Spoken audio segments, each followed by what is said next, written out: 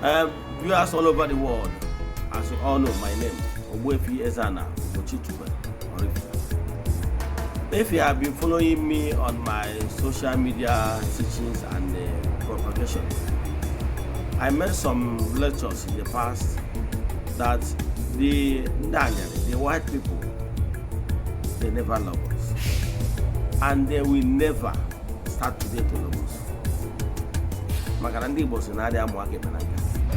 Even in the religious houses, you will see them treating us like garbage, to show us that their claim love that showing us is fake. What they are interested in us is what they will take from us. But genuine love, without fear of modern camera, knowing fully well that the international cameras are there taking them, they don't really care. How do you think that they will love us? I want you to watch this video and tell me what you think. That even in the religious house,